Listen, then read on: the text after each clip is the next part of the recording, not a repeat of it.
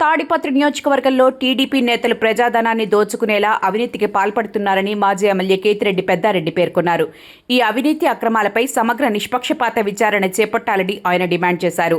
ఈ సందర్భంగా తాడిపత్రి నియోజకవర్గానికి చెందిన సర్పంచులు, ఎంపీటీసీలు, ఎంపీపీలు కేతిరెడ్డి పెద్దారెడ్డితో కలిసి అనంతపురం కలెక్టరేట్లో నిర్వహించిన పబ్లిక్ గ్రీవెన్స్లో జిల్లా కలెక్టర్ ఆనంద్కు వినతి పత్రాలను అందజేశారు. అనంతరం పెద్దారెడ్డి మీడియాతో మాట్లాడారు.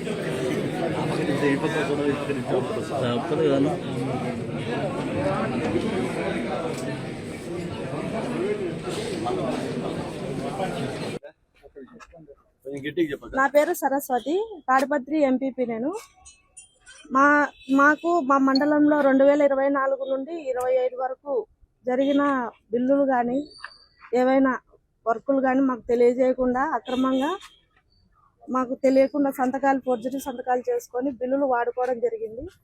దానికోసం మేము కలెక్టర్ గారి దగ్గరికి వివరాలు అన్ని తెలుసుకోమని చెప్పి మేము అడగడానికి వచ్చాము. కానీ లాస్ట్ 22వ తారీఖు మేము అర్జీలు ఇచ్చాము, కానీ మాకు రెస్పాన్స్ లేదు. మళ్ళీ ఒకసారి ఇవ్వాలని వచ్చాము. మాకు మీ సాయం కూడా అందాలని కోరుకుంటున్నాము. 15th ఫైనాన్స్ కానీ జనరల్ ఫండ్ కానీ ఇట్లాంటివి కొన్ని ఫండ్స్ వాడుకోవడం జరిగింది మాకు తెలియకుండా. అవన్నీ మాకు తెలియజేయాలని మేము అడిగాము, కానీ మాకు తీర్మానాలు చేయలేదు. మా ఎంపీటీసీలకు కానీ మాకు కానీ ఎవరికే కానీ అసలు తెలియకుండా చేస్తున్నారు.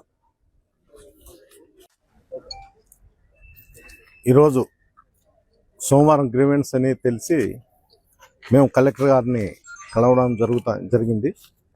దీంట్లో తాడిపత్రి రూరల్ మండలంలో 15th ఫైనాన్స్, జనరల్ ఫండ్, మండల ఫండ్లో కూడా భారీగా దోపిడీ జరిగింది. దీనిపైన విచారణ జరపాలనేది మేము అడగడం జరిగింది. దీంట్లో ఏమంటే ఏ గ్రామంలో అయినా కానీ ఆ పంచాయతీలో ఉండేటువంటి వాళ్ళు తీర్మానం చేసుకొని ఆ పంచాయతీ పరిధిలో ఏదైనా డెవలప్మెంట్ చేయడానికి అక్కడ ఉన్నటువంటి వార్డు మెంబర్లు సర్పంచ్ తీర్మానంతోనే జరుగుతుంది. తాడిపత్రిలో మాత్రము తాడిపత్రి మండలంలో యూఆర్డి సెక్రటరీలు వాళ్ళ మండలాఫీసులో ఉండేటువంటి కొంతమంది ప్రైవేటు వ్యక్తులను అపాయింట్ చేసుకుంటారు. వర్క్ ఓవర్లోడ్ వలన దానివల్ల వాళ్ళ పేర్లతో ప్రతి పంచాయతీ నుండి కూడా 20, 10 లక్షలు, 20 లక్షలు, 30 లక్షలు, దాదాపు 1 కోటి నుండి 2 కోట్ల వరకు దోపిడీ జరిగింది.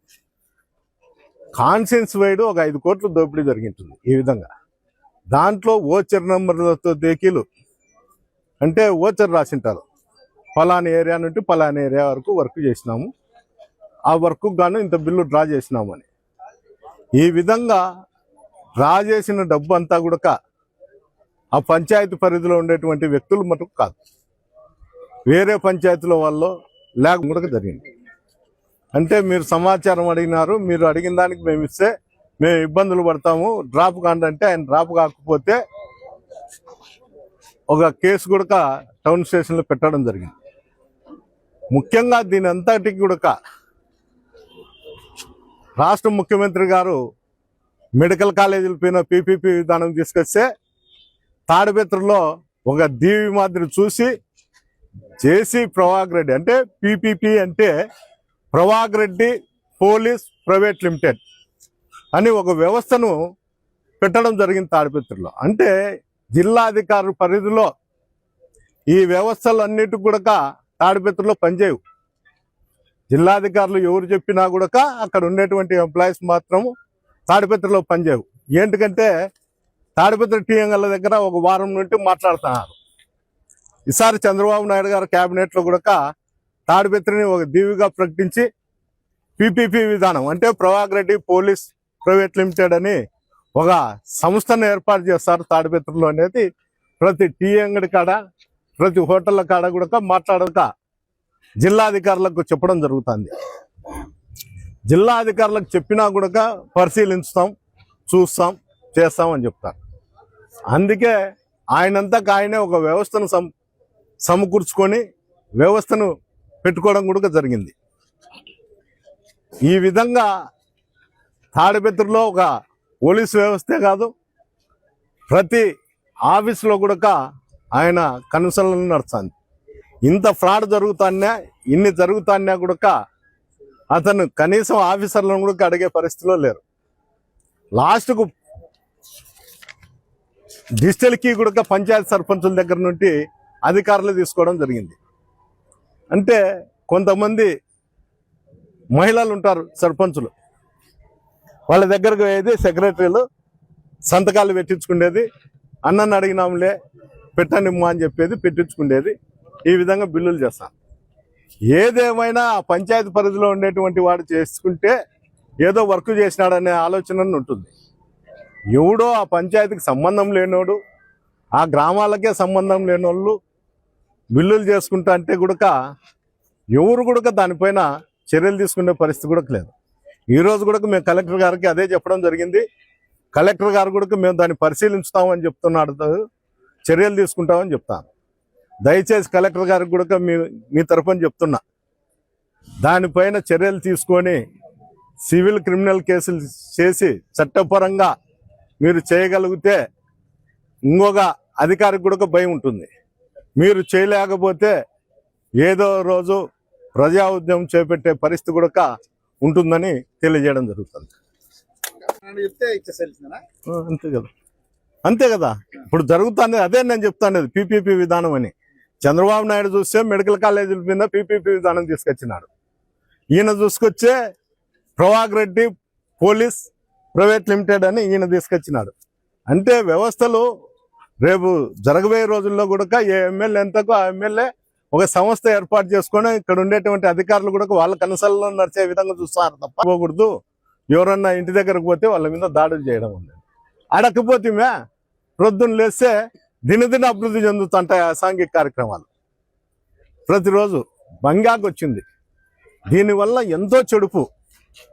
వీళ్ళు తాగి ఏం చేస్తారో తెలియదు, కుటుంబ సభ్యులను కొడతారో తెలియదు, బయటను కొడతారో తెలియదు, పోలీసు అధికారుల మీద దాడి చేస్తారో తెలియదు. నిన్న లేకమన్నా ఒక వారం కిందట అనంతపురం టౌన్లో కూడా పెద్ద కథలు విన్నారు. యాన్నో చేనులో ఉంటే వీళ్ళకి ఇన్ఫర్మేషన్ వచ్చే ఎన్కౌంటర్ కాలుకి కాల్చిన దెబ్బ తగిలింది, వాడు నడుచాడు, ఇల్లు పెట్టినారని. ఈ విధంగా కథ అలుగుతూ అంటారు. ఎవరినో అమాయకులు తీసుకుపోయేదో లేకపోతే ఇంకోటి చేస్తాను. ఏం అడిగే పరిస్థితి కూడా లేదు. అడుగుతామే వీళ్ళు ఆలోచన ధోరణి వేరు, ప్రతిపక్షంలో ఉండారు, మమ్మల్ని ఏదంటే అది మాట్లాడుతుంటారు, ఏదంటే అది చేస్తుంటారు. మాకన్నా సర్వీస్ చేసే వాళ్ళు ఎవరు లేరు అని చెప్తాంటారు. సర్వీస్ చేయడం అంటే అసాంఘిక కార్యక్రమాలు పెంచి పోషించడం కాదు, ప్రజలను కాపాడే పరిస్థితి వచ్చినప్పుడే ఆ ఏ అధికారికైనా పేరుంటుంది. ఫలానా హయాంలో ఫలానా ఆఫీసర్ వచ్చినాడు, ఆ ఆఫీసర్ వచ్చినప్పుడు ఇట్లుందని జిల్లాలో ఈ రోజు కూడా చెప్పుకుంటారు. ఆ విధంగా పేరుండాల తప్ప అసాంఘిక కార్యక్రమాలు ఎవడంతా కూడా అధికారి ఎవడంతా కూడా దోచుకొని పోతాంటే పైన ఉండేటువంటి అధికారులు చూచున్నట్లు పోతాంటే దీనికి అర్థం ఏముంటుంది? దీనికి అర్థం కూడా ఉండదు. లాస్ట్కు సామాన్య ప్రజలు, ప్రతిపక్షంలో ఉండేటువంటి కార్యకర్తలు, నాయకులు ఇబ్బందులు పడాల్సిందే తప్ప దీంట్లో ఎలాంటి పరిస్థితుల్లో ఏం లేదు. దయచేసి అధికారులకు, జిల్లా అధికారులకు అందరికీ చేతులు ఎక్కి ముక్తాను.